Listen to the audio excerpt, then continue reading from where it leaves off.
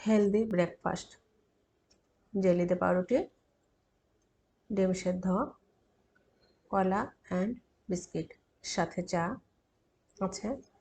খুবই ভালো লাগার মতো একটা ব্রেকফাস্ট।